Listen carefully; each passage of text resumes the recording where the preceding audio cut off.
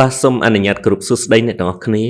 នៅក្នុងវីដេអូនេះខ្ញុំនឹងបង្ហាញអ្នកទាំងអស់គ្នាអំពីរបៀបនៃការធ្វើលំហាត់ទី1នៅក្នុងកម្មវិធី Excel បាទអញ្ចឹងនៅពេលដែលអ្នកទាំងអស់គ្នាបើកកម្មវិធី Excel មកគឺវាទទេស្អាតបែបនេះអ្វីដែលអ្នកទាំងអស់គ្នាត្រូវធ្វើមុនគេគឺអ្នកទាំងអស់គ្នាត្រូវចុច Ctrl A ដើម្បីធ្វើការ Select All Select គ្រប់ cell នឹងទាំងអស់ឬក៏អ្នកទាំងអស់គ្នាមិនបាច់ចុច Ctrl A ក៏បានចុចនៅត្រង់នេះនោះវានឹង Select ទាំងអស់ចំណុចទី1ដែលយើងត្រូវធ្វើគឺយើងកំណត់ font ដោយកំណត់ mode អក្សរជាខ្មែរ OS សៀមរាបករណីដែលឯកសាររបស់យើងមានវ័យខ្មែរលេខអង់គ្លេសយើងយកជាខ្មែរ OS សៀមរាបហើយទំហំខ្ញុំដាក់12ចឹងមកហើយ alignment គឺយើងត្រូវកំណត់យកកណ្ដាលហើយនឹងខាងឆ្វេងឬក៏អ្នកនរគ្នាអាចយកកណ្ដាលហើយនឹងកណ្ដាលទាំងពីរបែបនេះក៏បានដែរបាទបន្ទាប់មកអ្នកនរគ្នាត្រូវធ្វើការវាយទម្រង់លំហាត់នឹងចូលមកខ្ញុំសូម copy ដើម្បីឲ្យលឿនបន្តិច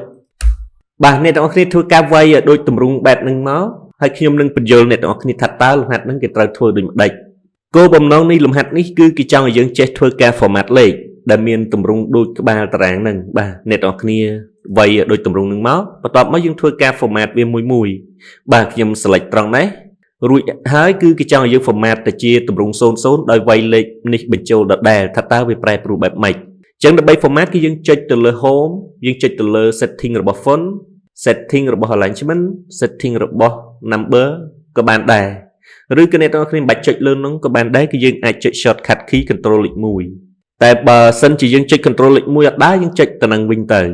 បាទបន្ទាប់មកយើងចុចទៅលើ number ចុចលើ custom ហើយនៅត្រង់នេះប្រអប់ tab នេះគឺយើងមានអីយើងលុបវាចោលអស់ទៅបន្ទាប់មកយើងធ្វើការ format ដោយវាយនៅទម្រង់ format ដែលគេដាក់ឲ្យយើងវាយមក0គឺជាចំនួនខ្ទង់បើសិនជាយើងវាយ2ខ្ទង់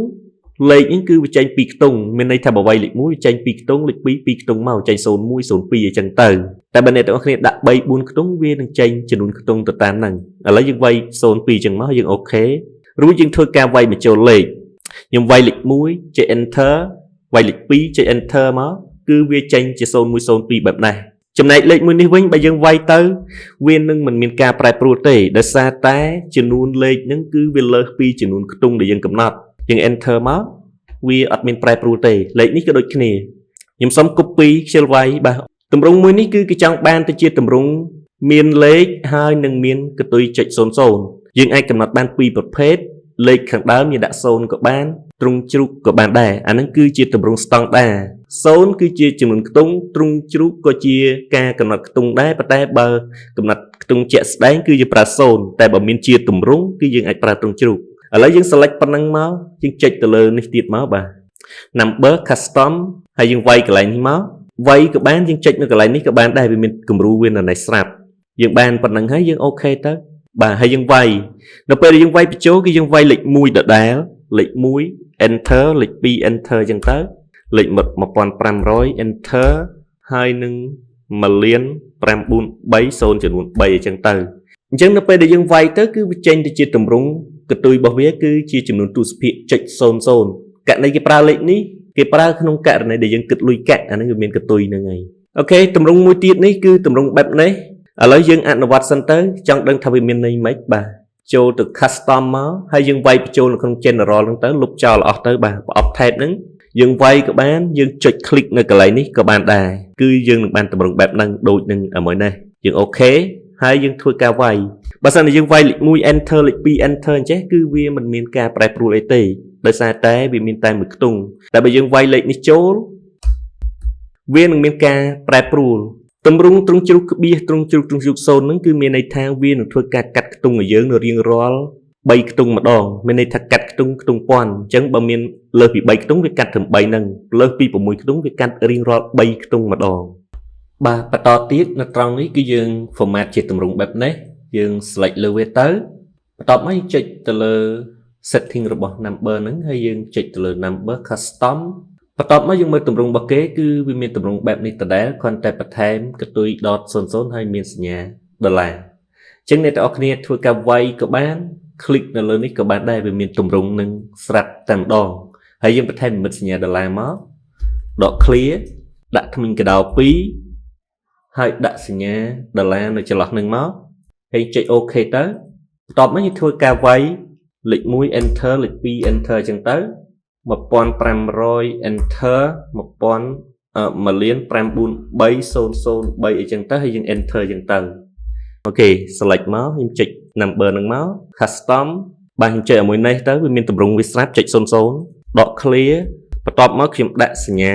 real ហ្នឹងគឺយើងចុច shift ហើយនឹងលេខ4នៅកន្លែងដុល្លារហ្នឹងដែរគ្រាន់តែយើងដូរ keyboard ជាភាសាខ្មែរខ្ញុំមិនវាយទេខ្ញុំសុំ copy អានេះទៅលឿន Ctrl C បាទហើយខ្ញុំ paste ជា number យើងនឹងជាប់តម្រង format វាមកតែលេខទេប៉ុន្តែតម្រង format គឺជាប់ទៅតាមការកំណត់របស់យើងមិញហ្នឹង select អានេះមួយទៀតមកខ្ញុំចុចទៅនឹងដដែល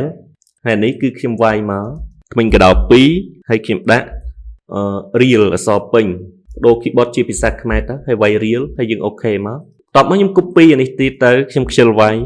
អ្នកទាំងអស់គ្នាអាសាវាយទៅបាទ paste ជា number paste ជា value ហ្នឹងគឺ number ហ្នឹងឯងអានេះមួយទៀតដូចគ្នានឹងដដែលគាត់តែបដូរអក្សរទៅជាដុល្លារបាទដក clear មកហើយខ្ញុំវាយថ្មិញកដោ2បន្ទាប់មកខ្ញុំដាក់អក្សរនៅកណ្ដាលគឺដុល្លារហើយយើងអូខេទៅហើយខ្ញុំ copy អានេះទៅហើយបើអ្នកទាំងអស់គ្នាអាសាវាយក៏វាយទៅបាទលេខ1 enter លេខ2 enter ចឹងទៅសាច់ចិត្តហើយវាយលេខអីក៏បានដែរអានេះខ្ញុំគាត់តែជាឧទាហរណ៍តំណាងថាយកលេខហ្នឹងទេដើម្បីឲ្យដឹងថាការប្រែប្រួលនេះវាយ៉ាងម៉េចតែអ្នកទាំងអស់គ្នាមិនបាច់វាយលេខឲ្យដូចអាហ្នឹងក៏បានដែរគាត់តែចង់បញ្ជាក់ថារៀងរាល់3ខ្ទង់គឺវាកាត់ខ្ទង់ម្ដងឲ្យយើងហើយវាកន្ទុយចុច00ហើយជាប់ការ format ដុល្លារហ្នឹងអានេះ PC យើងចុចទៅនេះមកយើង format វាមកជាទម្រង់ដូចរបស់គេចឹងមកកន្លែងនេះអ្នកទាំងអស់គ្នាអាច format យកលេខ0ក៏បានដែរលេខ0គឺជាចំនួនខ្ទង់អ្នកទាំងអស់គ្នាអាចយកលេខ0ក៏បានអ្នកទាំងអស់គ្នាចង់ដាក់ត្រង់ជ្រូកក៏បានអាហ្នឹងគឺវាអត់ខ្វល់ទេវាយប្រមាណវាយទៅសាច់ចិត្តវាគ្រាន់តែថាបើយើងវាយលើពី3ខ្ទង់វាអត់មានកាត់ខ្ទង់ឲ្យយើងតែបើយើងយកទម្រង់មួយនេះអាហ្នឹងគឺរៀងរាល់3ខ្ទង់គឺវាបន្ថែមក្បៀសឲ្យយើងហើយយើងដាក់ថ្មិញកដោ2ដូចមិញហ្នឹងទៅដាក់ PCS ទៅ PCS ហ្នឹងគឺ piece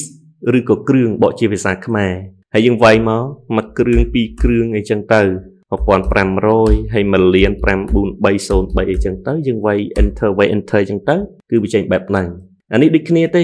អ្នកទាំងអស់គ្នាអនុវត្តខ្លួនឯងមកគាត់តែបដូរអក្សរនេះមកជាគ្រឿងមកជាអ្នកអញ្ចឹងវីដេអូនេះគឺមានតែប៉ុណ្្នឹងទេសូមអរគុណចំពោះការតាមដានទស្សនានៅវីដេអូ clip មួយនេះ